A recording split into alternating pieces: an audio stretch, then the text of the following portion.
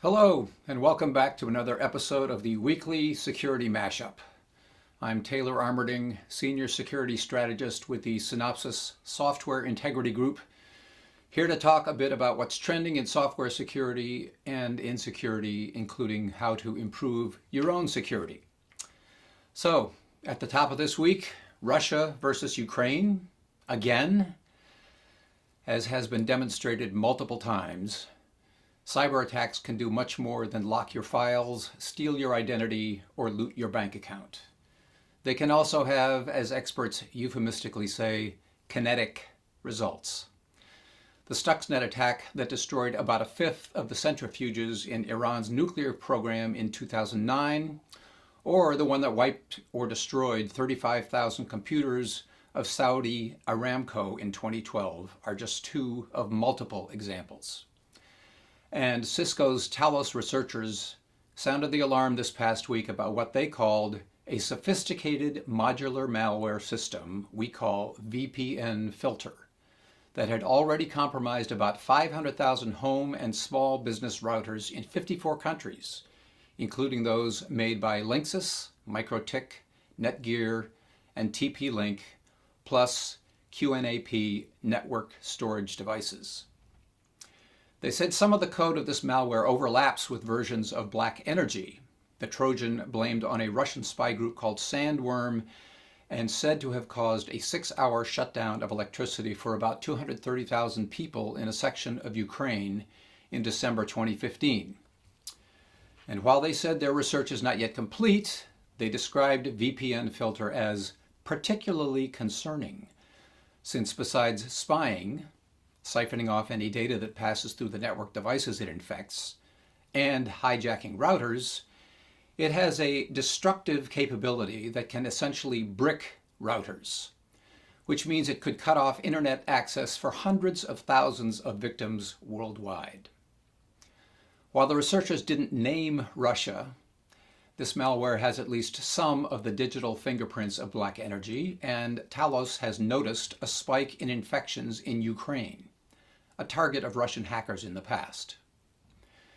There was some much better news a couple of days later when the Daily Beast reported that the FBI, armed with a court order, had directed domain registrar VeriSign to turn over control of toknowall.com, the domain used by the attackers, who an FBI affidavit identified as Sofacy, S-O-F-A-C-Y.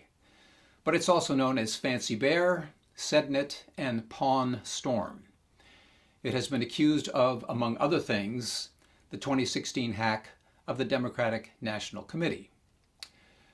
Russia has denied everything, of course.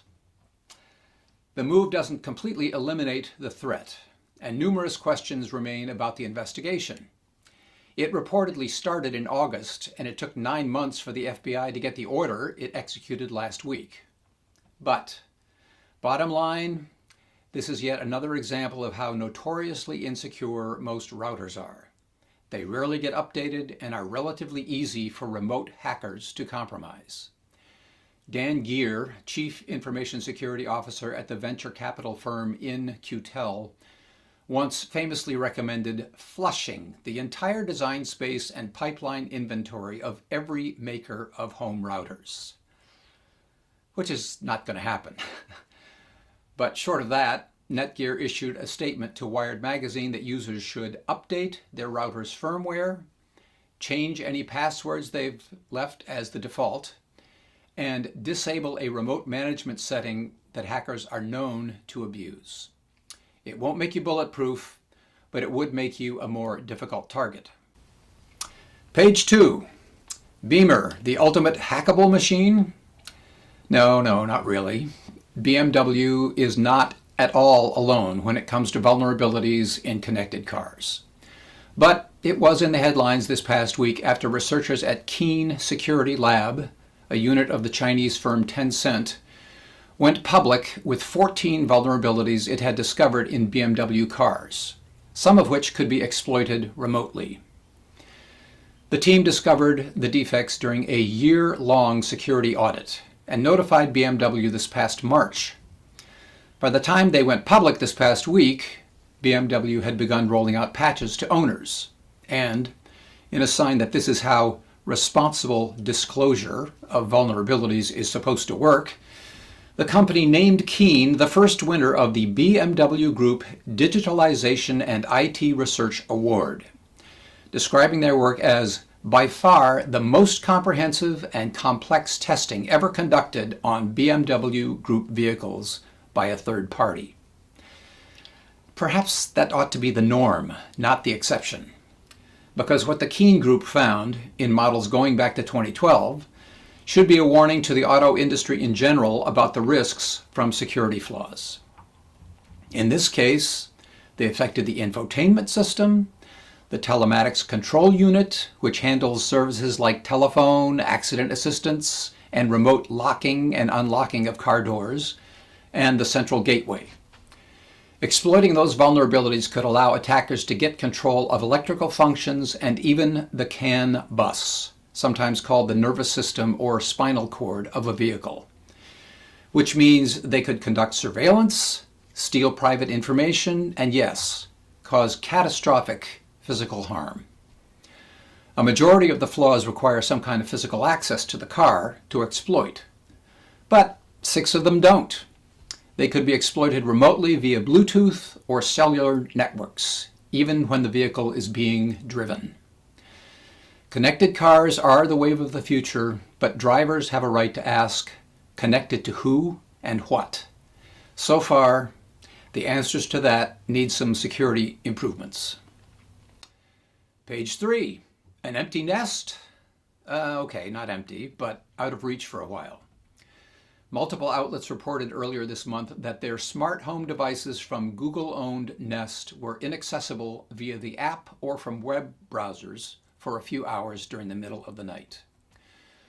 The Verge noted that the list of devices included thermostats, locks, cameras, doorbells, smoke detectors, and alarms.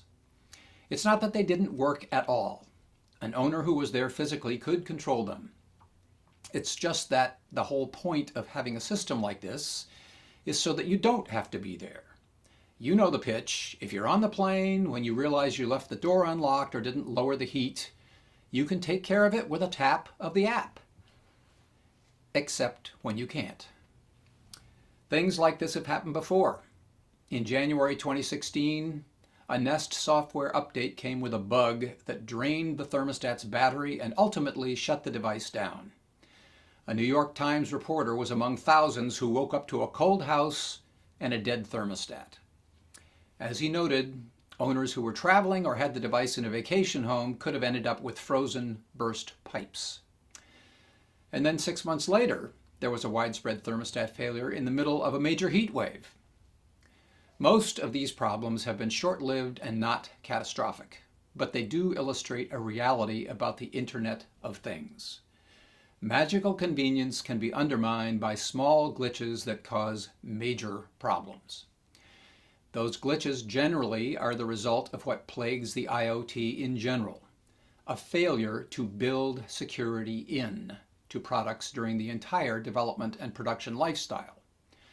Security in maintenance matters too, since these devices are constantly being updated.